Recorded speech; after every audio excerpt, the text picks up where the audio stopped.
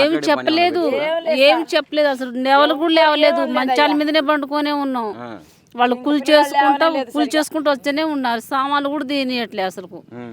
బియ్యం కూడా మొత్తం మట్టి పాలు చేశారు. ఉదురుకోవడానికి బియ్యం కూడా లేకుండా అయిపోయింది. గ్యాస్ కూడా నెట్టారు, బియ్యం మొత్తం మట్టి మట్టి అయిపోయింది. బట్టలన్నీ గుల్ల చేసేసారు. ఏం లేకుంటుంది మా పరిస్థితి.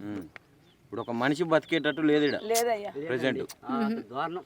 అంత ఘోరంగా చేశారు. బియ్యం కూడా కలుపుతారండి మట్టిలో, మొత్తం రాయి మట్టి మొత్తం. ఇంత దుర్మార్గంగా ఎందుకు జరుగుతుంది? ఇక్కడ 3 మంత్రులు ఉన్నారు ఈ జిల్లాకు, ఒక్కడన్నా పట్టించుకోలేదా? ఎవరు కూడా వచ్చి చూడటమే లేదు 3 రోజుల నుంచి. ఒక్కళ్ళు కూడా ఎట్లా ఏంది దారుణం ఎట్టయింది ఏందని ఒక్కళ్ళు కూడా రావట్లేదు సార్. మరి కలెక్టర్ కూడా తెలియదంటగా, ఈయనే ఉండు కదా కలెక్టర్. కలెక్టర్కి తెలియకుండా ఉంటుందండి. ఎన్నిసార్లు ధర్నాలో పోయినాము. బిందెలు తీసుకొని చిన్న పిల్లగాలను తీసుకొని కలెక్టర్ ఆఫీస్కి పోయినాం. ఎప్పుడు ఇచ్చారు నీళ్లు? మాకు కరెంట్ ఎప్పుడు ఇచ్చారు? ఎప్పుడు ఇవ్వలే కదా. ఇప్పుడు ఇల్లు పడగొట్టడం ఎంతవరకు కరెక్ట్ ప్రభుత్వానికి? అసలు కనీసం ఇన్ఫర్మేషన్ ఉండాలి కదా.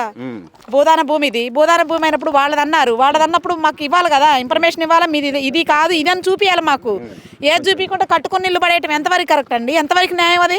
చిన్న పిల్లలతో సహా ఉన్నారు. ఏమైపోవాలి? మేము ఇంట్లో సామాను కూడా తీయలేదు మమ్మల్ని. మా ఇల్లు అయితే అసలు సామాను కూడా లేదు, మొత్తం కూలిపేశారు. అసలు మేము ఎక్కడ చూసుకుంటాం ఇదే ఇల్లు. ఆపమన్నా ఆపట్లేదు వాళ్ళు. ఎవరిని అడగాలి మేము పోయి? ఏ ప్రభుత్వాన్ని అడగాలి? ఎవరు న్యాయం చేస్తారు?